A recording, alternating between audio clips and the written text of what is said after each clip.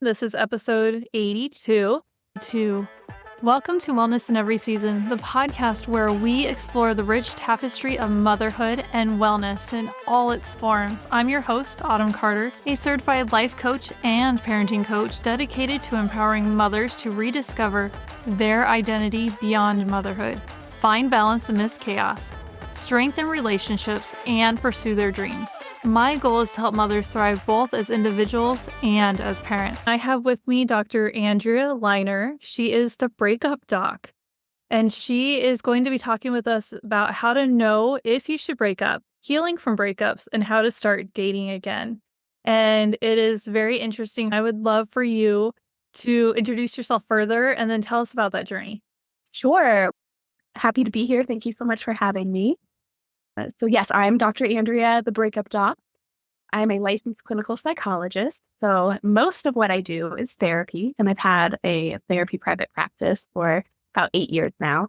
But several years ago, I realized that I had a lot of experience with breakups, and a lot of my clientele had experience with breakups. That was a lot of what I was helping people with and working with. And the therapy world is fabulous, but has a lot of restrictions and parameters on it. Just being any kind of licensed professional, you have a state board you have to answer to. There's lots of rules, regulations. And the coaching world is so much more flexible because anyone can call themselves a coach and they don't necessarily have training or credentials. But coaching also allows so much more flexibility. You can work with people anywhere in the world. You can have between session contact. You can do more creative kind of classes and workshops and things like that. So I decided, what the hell? I'll create a second business where I just focus on breakups and do it through the coaching lens. And that's been just super rewarding because also in the therapy world, you don't talk about your own experience much as the therapist. It's all about the client. Self-disclosure is what we call it in traditional therapy circles. So in coaching, I got to actually draw upon my personal experience, tell some stories and say how I would handle things, get a little more personal with it. So it's been super interesting and rewarding to get to do a different flavor of this work. It's interesting that you are a licensed therapist and a coach. I have had at least one other person on who has done the same. I think maybe two, actually.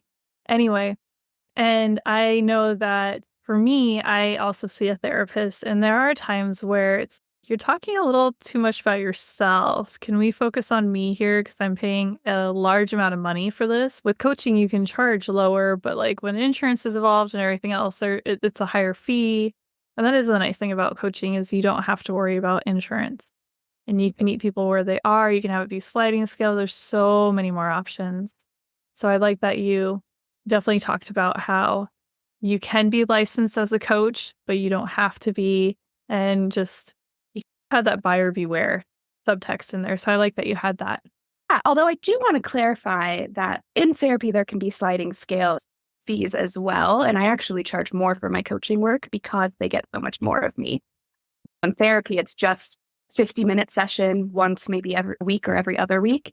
But with the coaching, there's this between session messaging.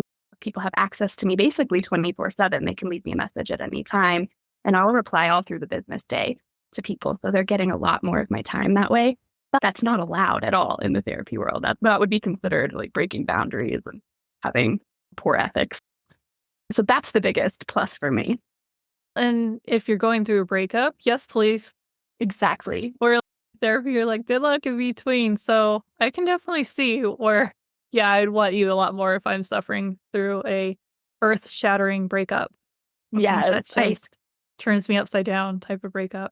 Yeah, especially because I work with people through all different phases of the breakups. Like you said it when you introduced me, deciding whether or not to break up or actually healing from the breakup, or it's been a little while and you're just noticing that you have some ghosts hanging around from relationships past that you want to work through. But when I work with the people where the breakup is fresh, that is all that's on their mind. It's all they want to talk about. And so just having a 50-minute session with a therapist, even if it's once a week, does not feel like enough for how much it's on your mind. So that was part of the excitement of getting to be creative with my offerings and having more of a container for people. Wow, it's amazing.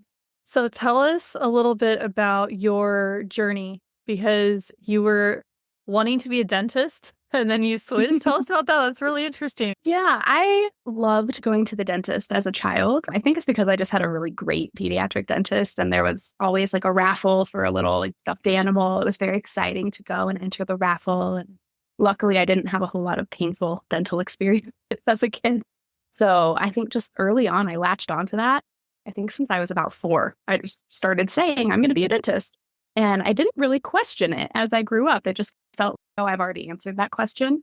And so when I got to college, I still was like, okay, I'm pre-dental. I'm studying biology. I didn't really pay attention to what the other options were. And through my coursework, I realized I was really bored with a lot of the science classes. I found myself struggling like organic chemistry. But in my elective courses, I took several psychology courses, some like human brain and behavior courses. And that's where I found myself feeling really interested. So I ended up volunteering in an undergraduate research lab with a grad student and seeing what the research side of psychology was like. And then I found out through a guidance counselor that you can go to programs that are actually focused on psychology, but they're more focused on therapy and actually talking to people and working one-on-one with people, not doing experiments in a lab. And that really got me excited. So I switched paths, became a psychology major, and applied to doctoral programs that were focused on the practice of psychology. And that's where I've been ever since. It's just so amazing. How many times have we fallen off the track that we feel like we're supposed to be on, or we feel like we're starting over again in life? Not that you went there, but we feel like we failed in some way. And if we give ourselves that grace, we can do it sooner, like you did. And I was thinking back to my own college career because it was a lot sooner than yours because I went back older. And I took classes just because I wanted to. Yes, I was going down this degree path, but there were several that I took along the way because I'm like, I've always wondered about that. Or I struggle in this area and I want to get better in that. Or I want to strengthen this. Or that just sounds really fun. Yeah. Those type of things. And it was really fun to be able to do that along the way. We should choose things like that in our lives, even after college. So anyway, all those thoughts were going on in my mind while you were talking. I don't want to derail us, but as you were saying that, it did draw a parallel for me that that's also how I think about relationships and breakups, where we can make these decisions, especially a lot of the people I work with are people who got together with their partners in high school or college and decided this is my person and we're getting married, we're going to be together forever. And then I end up seeing them in their mid to late 20s, even early 30s, where they're like, this doesn't feel like it's for me anymore, but I've invested so much time and energy into it. And I've told everyone in the world that this is my person. Is it too late for me to change my mind? Is it too late to explore other avenues? So you see a parallel. And updating our personal map, like how we've changed and evolved, we need to be aware of that and also be sharing that with the other person. Like that leads to that big old rift. If we're not updating our own, like our own Google Maps or whatever, and sharing it with the other person and they're not doing it as well, it makes it really hard that no, you should be the same person you were when I met you at 15 years old. I'm sorry, no. Exactly. So, thanks for speaking on that. Okay. What's the next part? Do you want to talk about partner choice or where do you want to go next? Oh, sure. So one of the reasons I'm so passionate about relationships and breakups, and I know breakups seem so morbid in a way as a thing to focus on, but from my perspective and from my personal experiences, they really are a rebirth and a redirection. Like the worst breakup I ever went through was, gosh, I think it's going to be 10 years ago this summer. And I thought my world was completely ending. We were in a relationship from when I was 19 to 24, so over 5 years. We had decided that we were getting married. The ring was picked out, all these serious things going on. And I didn't realize how unhappy I was and how poorly matched we were at that point. It was great when we were 19 and 20, but we weren't those same people anymore. I thank my lucky stars that he broke up with me. I don't know if I would have had the strength to do it myself because I'm someone who, once I commit, I'm pretty committed. I don't think I even let myself realize how unhappy I was because this was the choice I've made. In my mind, we were essentially already married. And what I've found from that experience and what I've found time and time again with the probably close to hundreds of people I've worked with at this point is that breakups allow you to be released and free to find someone who's a better match for you. And especially if you have goals of forming a family someday and raising children with someone, partner choice is so important. Partner choice is something that infiltrates all areas of your life because, at least in typical relationships, in the typical sense, we're living with that person. We are engaging with them on a day-to-day basis. They have input and influence over every area of our life, our careers, our health, our mental health, our free time, our fun, our hobbies, all of that. And so if you're with someone who isn't a good fit for you, who causes you anguish, stress, upset, boredom, anything like that, it's going to have a domino effect on those other areas of your life. And it's going to be hard to reach your goals personally if you're not building it on a solid foundation. So I almost get excited for people when they come to me going through a breakup because they don't see it yet because they're in that world of hurt and I've been there and I get it. But there's so much opportunity on the other side for them. And that's one of the big things I work with people on is the mindset of breakup. I do have my tips and my concrete tools I use for helping people heal, of course, but the mindset work is a huge part of it. Starting to see this as a beginning rather than an ending. Mindset always gets in the way of everything. It's always the thing you need to work on. It's always the key thing. And what I was thinking about is there are people who might have some pushback with this. And for them, what came to mind is look at people around you who we use the term ball and chain, right? Sometimes it literally is because you decided to be shackled to the wrong person. Or if you want to take it outside a relationship, the wrong dream. And within that dream, you have the wrong person. I worked with a client. I've actually worked with 2 clients on this, and I'm trying to figure out a way to package it as like an on-demand deal so you don't need to work with me to make it more accessible to everybody. But we really go through what is your dream life. And through that, one of them, she was dating the wrong type of men, which I was already trying to show her that, but she needed to get to that herself. We as humans were like, don't tell me what to do. But then when you discover yourself, you're like, it's finally clicking. She's now married to the right person. And then with somebody else, she realized she was holding herself back and she needed to open her heart up more to the person she was dating. What is your dream life? What are all the aspects of it? And usually it's like your job or where you want to live that usually comes out of it. But for both of these that I coached around, it was relationship, which is interesting. So I can see it from that point of view, from the little bit that I've done relationship wise, that how big of a role that plays. And just thinking about people that I've dated before. And now my husband and I have been married almost 15 years. So we were babies when we started out and how much we have guided and evolved along the way, like where we are now. And we're continuing to look forward. Okay, what changes do we need to make within our family, within ourselves to get there? And if somebody's not willing to do that, it makes it catastrophic sometimes. Yeah. And I have been around people where they have been on the verge of divorce for decades. I don't know how you can live in that. If my husband and I are at that point where we're not fighting, but we're not happy, we do something to shake it up quick because we can't live in that no man's land. That I can't live like that. And I can't imagine people who have survived decades like that within their relationship. So I love that there are people who can come to you who are in that I'm just super stuck. I don't know how to get forward. Or if, like you said, there's ghosts in their closet, like the Ghosts of Girlfriends Past. That movie was terrible, so don't watch it because of me. It just that these past relationships are haunting me and I can't break free from it to then move forward. I'm not sure if we should break up or I'm going through this breakup and I am absolutely devastated. What other types of people do you see?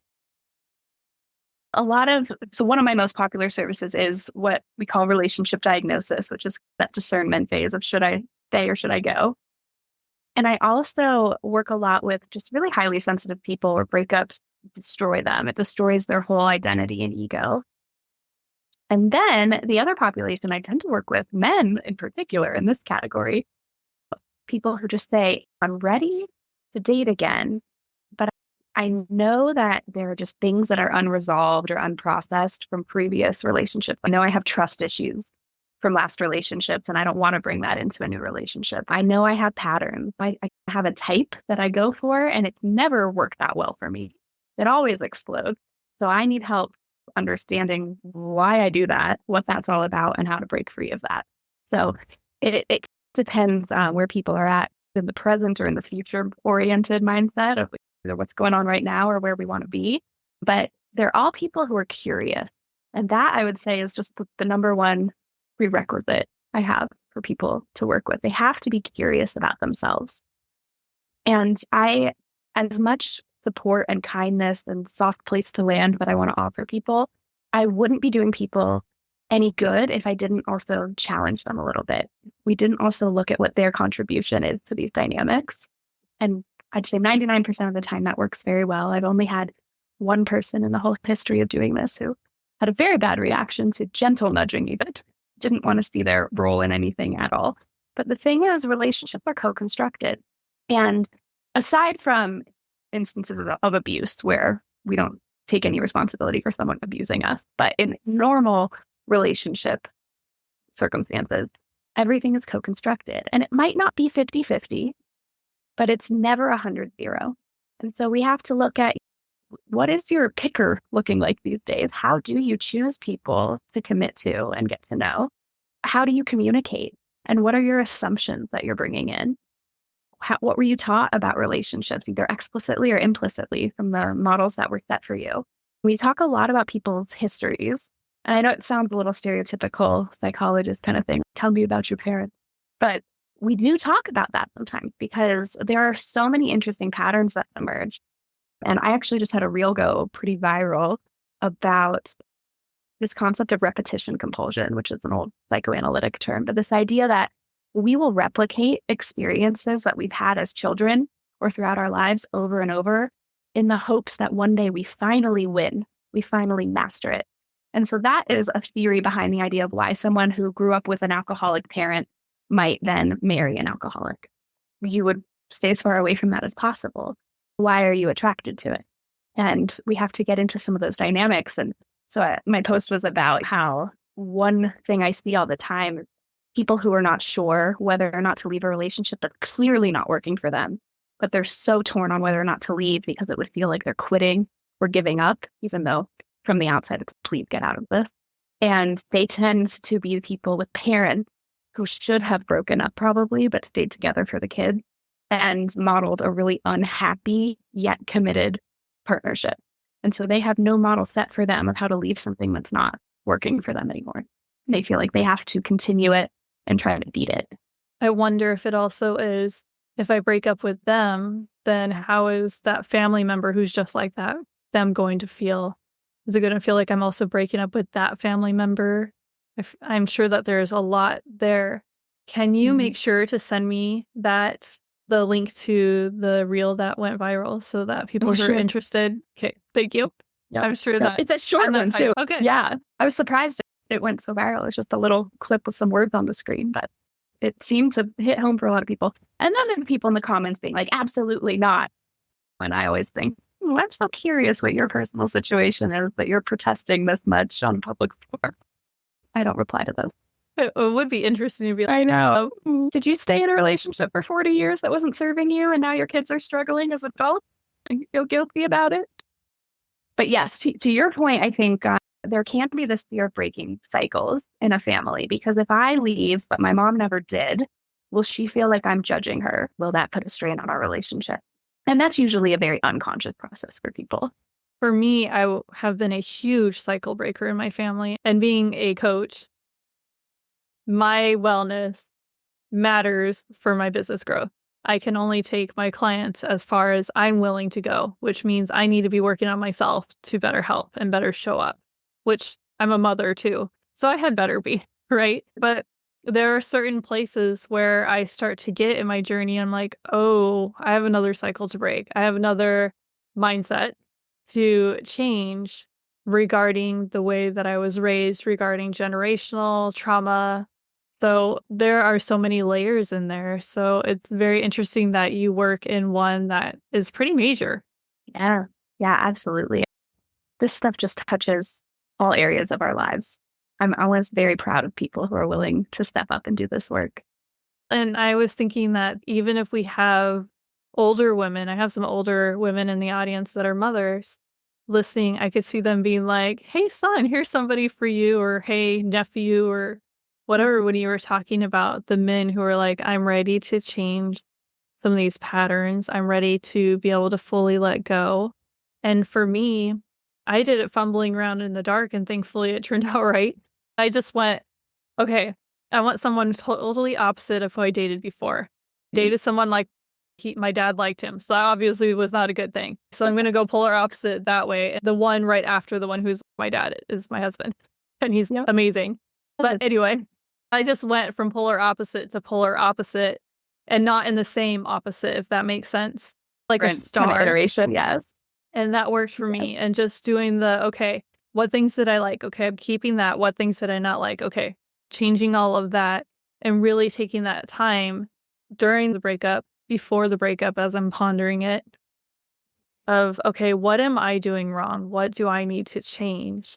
And then Yes. because my husband was so right for me, my trauma started coming to the surface. And thankfully, he's very empathetic and he's okay, I'm going to give you your space when you need it, but I'm right here type of thing. And yeah, so I can definitely see why there is a need to, okay, I need to work through my own stuff instead of going from rebound to rebound. We all have family members and friends who've done that, and we've all wanted to bang our heads against the wall. So how amazing is it to give that space to, okay, now I'm going to work on myself. I think it's one of the biggest gifts you can give to future partners and ideally the future partner. Because I think so many of us have been collateral damage in someone else's healing journey. And we see it all the time. There's so many pop culture references. I wish any of them were coming to mind right now. But this Watch idea that any sitcom, it's there. any rom-com, like anything where someone is going through it, not over someone, has stuff they need to process and deal with, and they date someone else who's ready and earnestly interested in them. And they end up getting hurt because the first person has all this unhealed stuff going on. This person's just left there like, what the heck? Like, now you've traumatized me. So I always say, don't let someone become collateral damage in your own healing. Take responsibility. Figure out what you've been through and how it's impacted you and what you need to learn from it so that you're not out there hurting people, even unintentionally, because we know that impact can be more important than intention. So it's a really empowering thing to do. It's a kind thing to do. Yeah. And my thought is even the other way, if you're not willing to think about other people yet, when you're just in the thick of it, it's hard to look outside of your own bubble of pain. Think about how you want to heal, but you're not continuing that cycle of pain. Because I've seen that with my mom, where she dated the same type of people. My parents divorced when I was young, so she would date the same type of people, and her childhood trauma would come up during that. You need to separate between your childhood trauma and the person you're dating and the drama within there. But there can definitely be cycles. So I think it's great that you have this for people so that they can have the space to really heal. And we're talking about something that can be so painful, but you're smiling the whole time because you can see the other side of it, which is just amazing that there can be this other side. And it's really hard. I've been in the middle of it where I could not sleep, I could not eat, I felt like I couldn't breathe. Did I make the right decision? Did I not? All of that. And just seeing where I am now and the peace that I feel from it. And this was a long time ago, obviously, because I've been married 15 years. But and seeing that he had a harder time healing from it than I did, I was able to fully move on actually pretty quickly, amazingly. And he was stuck for a couple of years. And that's hard, being like, I wish I could give you some of the healing that I had because I was able to work through all of that devastating pain and come to the other side. Not everybody can coach themselves. Yeah, so there's always lessons to be learned. It's obvious that people forget when they're in the pain. So I have to remind people, what have you learned from this situation? And I actually go through a process with my clients where we basically turn the breakup into a blueprint for the future. What did you I love learn that that. you liked and didn't like? And it's really empowering when you look at it that way, when people are like, oh, I can actually take this experience and concretely map out where I want to go from here. And that's And something that I was able to do for myself. that's Yeah. fabulous. Congratulations. It's amazing looking back and like, how was I able to get so far removed from the cycles that my family was stuck in? And I think that was one of the major ones, was that right there. So if you're stuck in relationship cycles, there you go. Talk to Dr. It is Andrea. possible. Even just knowing that it's possible, period. Just that hope is worth it. So you said that you work with mostly women in their 20s and 30s. Tell me a little bit more about that. Yeah, I mostly work with people who have not yet made the commitment of marriage and kids, but sometimes that does come up. It's usually people who are in long-term relationships through their young adulthood who are ready. They're at that fork in the road moment of, do I commit to this person? Or I thought I was committing to this person and now they've broken up with me. And they feel completely unmoored and unstable and like their future was ripped out from underneath them. And so there's such a pivotal time. I mean, if you remember, that time of life is so fraught with figuring out who you are and what you're doing with your life and the lack of stability and the excitement of being independent for the first time and all of that. So there's so much opportunity for stabilizing and for learning in that phase. But at the same time, there are people who are further down the path. One of the more recent clients I worked with was a married mother of 2 kids who's been married for 11 years. And she's, I think, if I'm remembering correctly, she had made 3 separate consultations with divorce lawyers over the last 4 years and never pulled the trigger, never went through with it, but was just feeling so stuck. What do I do? And one of the things we talked about the most, and I know your audience should be on the motherhood track, and one of the biggest conversations we had through our work together was, what kind of example are you setting for your children? And one of the things that wasn't working in the relationship was her husband's anger and how he expressed that anger and the mood in the house and the walking on eggshells that was occurring. And her youngest was starting to have behavioral issues at school, was sent home for throwing a chair at a classmate one day. To me, was showing what is going to continue to happen unless you choose a new path to model for your children. And this is the type of person whose adult children I end up seeing as a client 20 years from now, where they say, my parents, they stayed together. It was stable. I had a 2-parent household, but there was so much anger and resentment. And here I am in a relationship that mirrors that, because that's what we tend to do. We tend to seek out what's familiar to us because that's comfortable, not in a feel-good, cozy way, but in a, I'm familiar with this. And those are the adult children that I see in my practice. So we had a lot of hard conversations about what example is being set for her children. And I'm trying to balance that with, and it's not her fault. She didn't ask for this. She didn't purposely set out to set that example for her children, but she's at a crossroads now. Now you have a choice, and what are you going to do with that choice? Really quick, why did you make sure that she was not judging herself? I just don't think that any growth can happen when we're judging ourselves. That's the first layer you have to bust through in a lot of things. Let's take this judgment away. I always call it the adding insult to injury. You're already unhappy. There's all this stress going on in your life. Being hard on yourself on top of it is not helping. It's not opening up. And self-judgment is also at the core of a lot of reasons why we seek out partnerships and dynamics that aren't helpful for us. So self-judgment is just never helpful. I always ask people, how is this serving you? It's something like, oh, I'm judging myself because I feel like I've done something wrong and I need to remedy it. Great. The judgment has already served its purpose because that's why you're here right now. So now we can say thank you for your message. Goodbye. It's such a core part of all inner work, I think. I get stuck when I'm in judgment. When I get curious and get in the repair mode, then I can actually move again. Thanks for speaking on that. All right, so we can follow you at drandrealiner.com and Instagram, dr.andrea.liner. Is there anything else for getting into your world or anything that you want to end with? Yeah, I think those are the best ways to find me. Both have links to an application to work with me. I just ask a few questions, get to know you, and then we can set up a consultation, see if working together would be helpful for you or if there's another resource that would be a better fit. So please feel free to join my community, send me a message, and I would love to see if I could be helpful.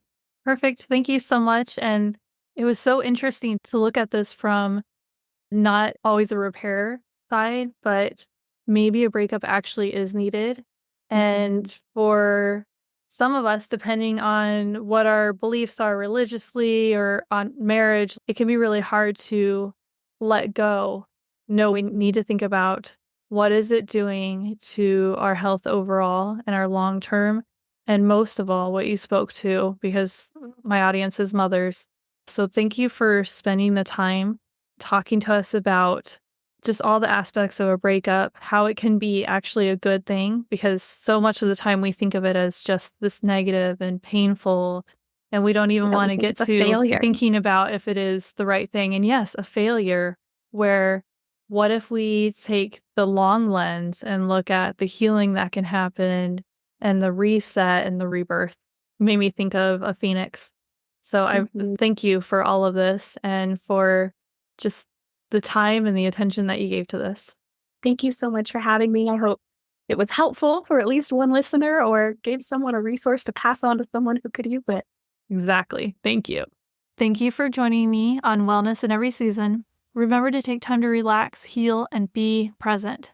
Next week, we will be talking about the power in leaving space within daily life. Thanks for tuning into this week's episode. I am your host, Autumn Carter, a certified life coach and parenting coach, dedicated to empowering mothers to rediscover their identity beyond motherhood, find balance amidst chaos, strengthen relationships, and pursue their dreams. My goal is to help moms thrive both as individuals and as parents. I hope today's discussion inspired you and offered valuable insights. Stay engaged with our motherhood wellness community by signing up for my newsletter at wellnessineveryseason.com/free-resources. When you join, you'll have the option to receive a 5-day guide called Awaken and Unwind. 5 days to mastering moms, mornings, and evenings, along with free guides, special offers on my programs, practical tips, personal stories, and much more by signing up for both offers on the page. Don't miss out on these valuable resources designed to help you thrive in every area of wellness as a mom and as an individual. Join today and start your journey to wellness in every season. Your shares, subscriptions, and reviews help us reach more moms seeking empowerment.